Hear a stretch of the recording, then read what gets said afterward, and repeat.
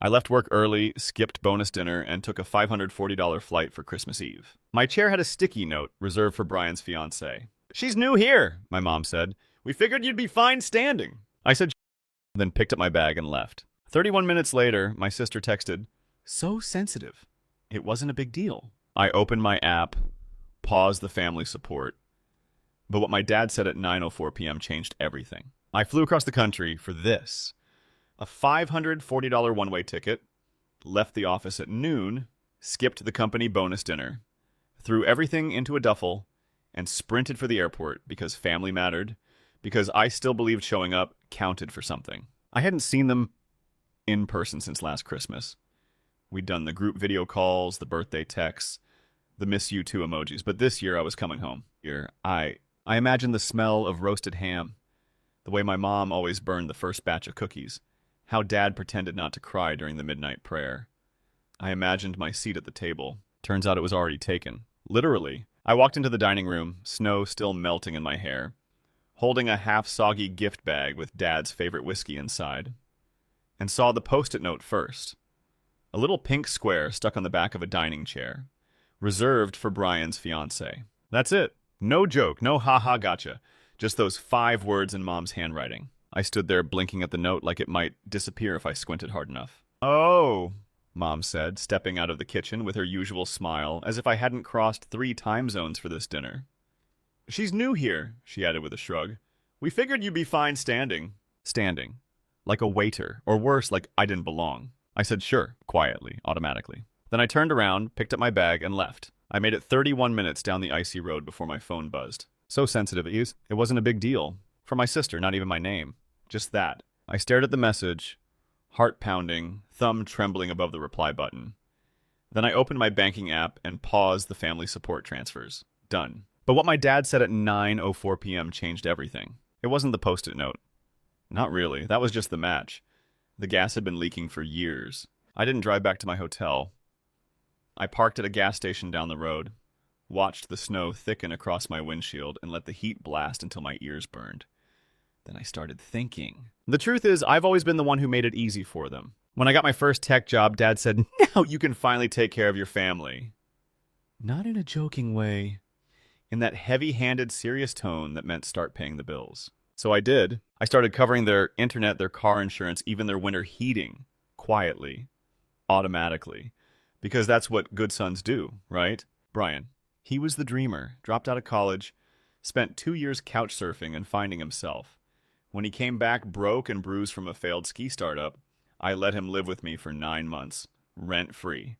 I even paid for the therapy sessions he claimed would get his focus back. When Mom needed dental surgery last year, guess who paid the $3,400 bill not covered by insurance? Me. When Dad's old Ford broke down and he needed a reliable ride to church, who co-signed the lease on a new one? Me. I never complained, never brought it up, even when I had to skip vacations, even when I was eating peanut butter for lunch while wiring money for someone else's cable bill. So when my sister texted so sensitive, I wanted to throw my phone into the snow. I didn't. Instead, I opened our family group chat, scrolled through months of messages, and started noticing the pattern. Every time I shared a win, a promotion, a work trip, a raise, it got 1 or 2 nice replies. Meanwhile, Brian's new girlfriend, baking cookies, got 27 comments, 3 heart emojis, and Mom writing, "She's such a keeper." It didn't stop there. I remembered last July when I flew in to surprise Mom for her birthday. I got in at midnight, slept on the couch, because Brian had taken my old room temporarily, and woke up to find them gone. They had taken Brian's fiancée, his then-girlfriend, wine tasting. I found a note on the fridge. "Be back by 5. Make yourself comfortable." They didn't even save me a slice of cake. But I still paid the next month's gas bill because that's what I was raised to do. Provide, be the stable one, the invisible one. Brian could waltz in with debt, bad credit, a woman he met 3 months ago, and not only did they move heaven and earth to accommodate her, they gave her my chair. That sticky note wasn't just a seating arrangement, it was a message. You're not needed anymore. So I made some calls, canceled my auto transfers, notified the accountant to pause the family trust contributions I'd been adding to for years, because Dad wanted a retirement plan that didn't involve the IRS. Then for the first time in years, I did something completely selfish. I ordered takeout Thai, extra spicy, sat in that hotel room alone with my laptop open, Netflix running, and for once I felt nothing but clarity, until 9:04 p.m. That's when Dad called. I stared at the screen for a moment, debating if I should answer.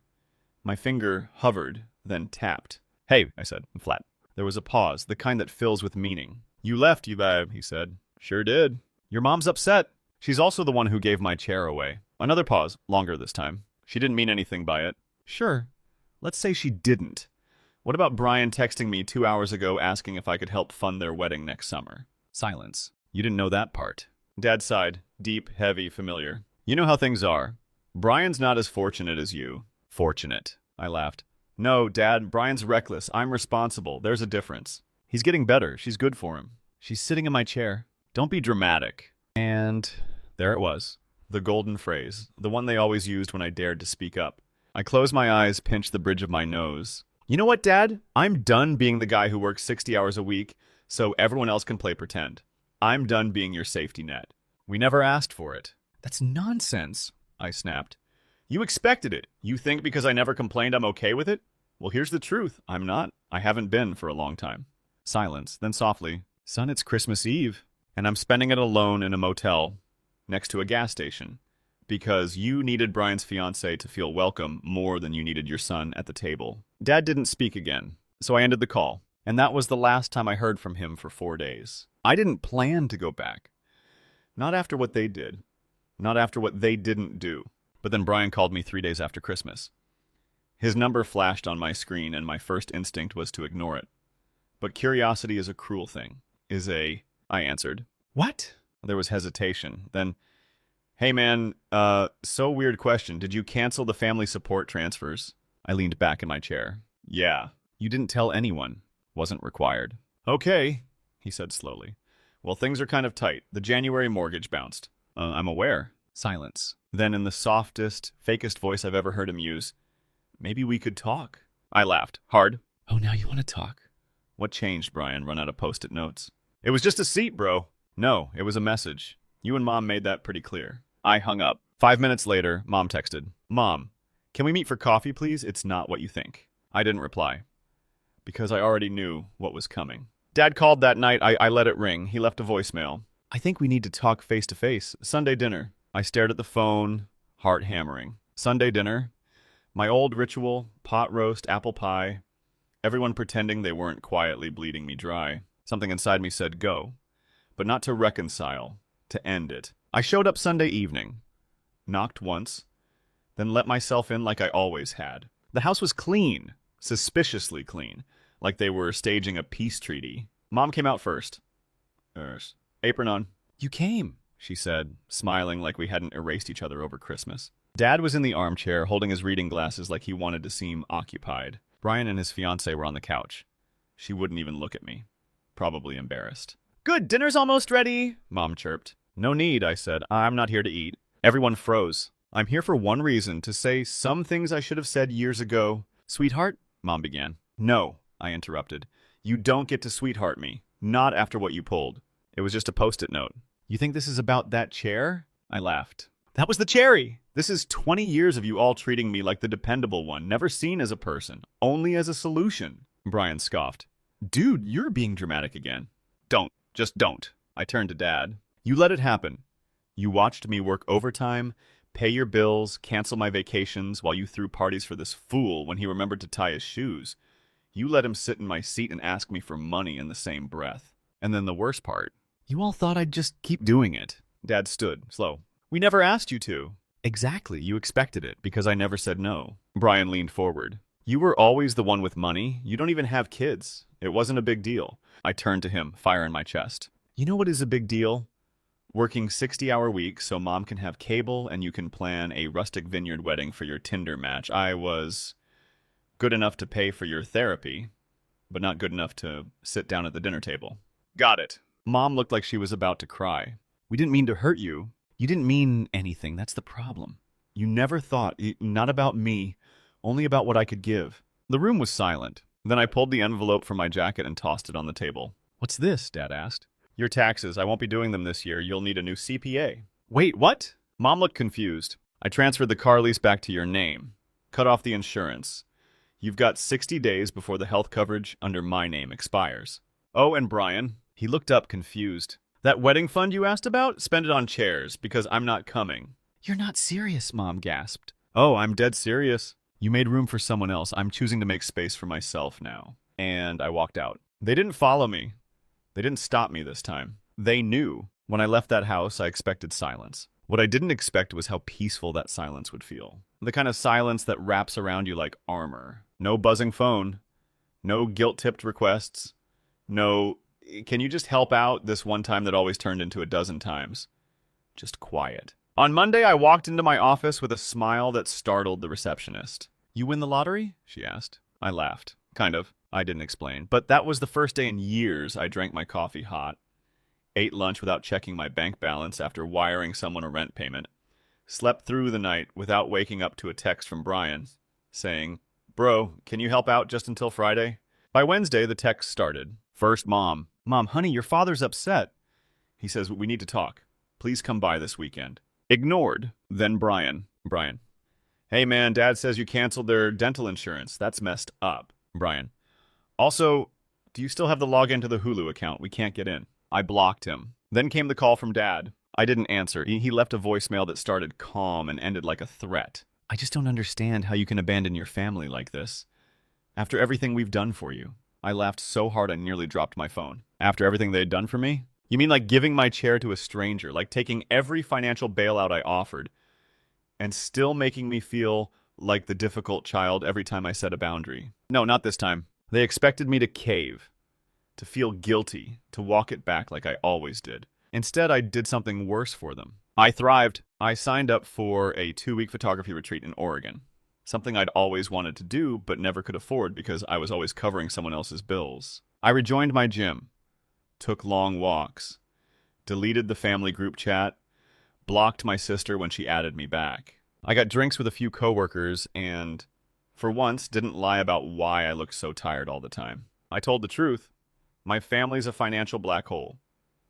I finally cut the cord. One guy raised a glass. Respect. That word meant something different now. Respect wasn't not making waves. It was saying no more. But then came the call. 9:04 p.m. exactly, 2 weeks after the Christmas Eve fiasco. I almost didn't answer. The number was blocked. But something made me swipe. Hello? The voice on the other end was quiet. Hey, it's Dad. Dad. He sounded older, tired. Okay, I'm at the hospital, he said. I sat up. What happened? Your mother collapsed in the kitchen. Dehydration, stress. Doctor says it's nothing fatal, but she's shaken, and she's been crying, asking for you. I said nothing. You made your point, he added. Loud and clear, but maybe now you can stop punishing us. My blood boiled. Punishing you? You think I'm punishing you because I stopped being your ATM? I'm just saying, your mom... My mom let me walk out of Christmas dinner like a ghost. Don't drag her tears into this now. Silence. Then quietly, she told me about the chair. Said it was her idea. She thought Brian's fiancé would feel awkward otherwise. And it never occurred to anyone that you might feel unwelcome. We didn't mean it that way. That's the problem. You never mean it that way, but it's always the same story. I give, and you take. Another silence. Then he whispered, I miss you, son. Something twisted in my chest. Not pain, not regret, just clarity. I miss who you used to be too, I said, before you sold me out for convenience. And I hung up. Days passed. Then I got a message, not from Brian, from her, Brian's fiancée, the girl who took my seat. Text. Hey, I know you probably don't want to hear from me, but I just wanted to say I didn't know. Pause. Another message. Text. Your mom told me you'd be late. Said you weren't staying long. I only found out what happened after you left.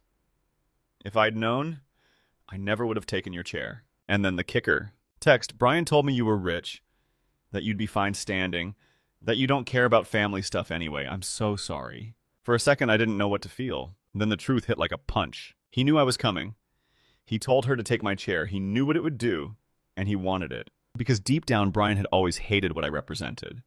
Responsibility, success, consequences. He was the chaos they coddled. I was the anchor they leaned on and resented. Well, not anymore. The next week, I got a formal email from my parents. Subject, resolution proposal. Attached was a PDF, full of budgets, timelines, plans for independence. It read like a business pitch, a desperate one. They were trying to prove they could manage without me. begging for a second chance, asking for transitional support of 3 more months. Then full financial separation. I stared at the numbers, then hit delete. By March, the calls stopped. By April, I was off every shared account. By May, I booked a trip to Barcelona, Catalunya. And somewhere between the plane ride and that first bite of tapas, I realized something I never dared to believe before. I didn't need them. Not like they'd made me believe. Not to define me. Not to validate me. And certainly not to own me. Barcelona was loud. It wasn't the traffic or the people or even the festivals. It was the way the world felt louder when you finally stepped out of someone else's shadow. I wandered the Gothics Quarter with my phone in airplane mode. No family group chats, no Brian texts, no just one more. Just the sound of my boots on ancient cobblestones, and the thrill of silence earned, not given. Every night, I watched the sunset from a different corner of the city. On the 4th night, a stranger asked to join my table at a rooftop bar. She had wild curls and eyes that didn't apologize for looking straight through you. We talked for hours. About everything. About nothing. She asked me where I was from. I said, used to be a family man, now I'm just a man. She laughed. Sounds like freedom. I nodded. Finally, back home, life didn't pause. I got promoted. Lead systems architect. It was the kind of position people fought for. Meetings with board members. Input on company direction. My manager told me, you've been under the radar too long. People are starting to notice. That hit differently. For years, I was the guy who quietly held things together. At work, at home, everywhere. Now people didn't just need me. They respected me. It was the first time in my life I didn't feel like a utility. In June, something unexpected arrived at my door. A wedding invitation. Brian and his fiancée, Rustic Vineyard, July 16th, RSVP deadline June 30th. I placed it on my kitchen counter, let it sit there like a test. I already knew the answer. The envelope was cream, thick stock, expensive. Inside, next to the RSVP card, was a handwritten note from her. I hope you'll come. He still doesn't understand what he did, but I think part of him is scared to admit it. You were right to walk away, but maybe he needs to see you stand your ground in person. I stared at that note a long time, then tossed it in the trash. July 16th, the day of the wedding. I spent it at a beach in Santa Cruz, riding a rented bike along the cliffs, letting the salt wind blast through me like a reboot. I didn't check my phone until after sunset. One missed call. Mom. One message. Mom. He kept looking at the door all night, like he was waiting for you. I stared at it. I didn't reply. Icky. Not because I wanted to punish him, but because I was done playing savior for people who never saved a seat for me. August brought a surprise. I ran into Brian's fiancée, now wife, at a bookstore. She looked thinner, paler, like someone trying too hard to smile through broken glass. She saw me, froze, then walked over. I didn't expect to see you, she said. I live here, I said. She hesitated, then, we moved back in with your parents. Of course you did. They offered, she said quickly. You said it was just temporary. Brian's job didn't pan out. He's still figuring things out. Always is. She looked down at her hands. He's not handling things well. Not my problem. Then she looked up, eyes rimmed in red. I know, I wish you were his brother. That stayed with me longer than I expected. Not because I felt sorry for him, but because for the first time someone saw it. I didn't respond, just nodded, then walked out with my book. September, my birthday. I didn't expect anything, wasn't waiting for it. But just before noon, a package arrived. No return address. Inside, a plain black box. A folded card, one line. You were right about everything. I'm sorry. Inside was the whiskey I brought to Christmas Eve. Still sealed. They'd never opened it. I sat there staring at the bottle, then stood up, walked into my balcony, opened it myself. Poured a glass. To no one but me. By November, I'd sold my condo and moved out of state. New place, bigger windows, new furniture, no ghosts. The final step. I changed my number, deleted the old backups, burned the last bridge. But just before I did, I wrote one message, copied it, sent it to Mom, Dad, Brian, same message. This is the last message you'll receive from me. I'm not angry, I'm just done. I gave you everything I had for years. Time, money, love, patience. You used it, spent it, and called it normal. Then you left me standing. Literally. I'm not standing anymore, I'm walking away for good. No hard feelings, just hard boundaries. Goodbye. Sent, and I finally let go, peacefully. And here's the part that really matters. I don't miss them. Not the guilt, not the manipulation, not the awkward silences that came after every no I dared to say, not the invisible weight of being the family support beam while they built castles on my back. I miss who I used to be around them. The guy who thought being needed was the same as being loved. He's gone now, and in his place is someone stronger, smarter, freer. So, yeah. Maybe I missed Christmas dinner. Maybe I stood outside a house I paid for, holding a gift no one wanted. But walking away? That was the greatest gift I ever gave myself. And the last gift I'll ever give them.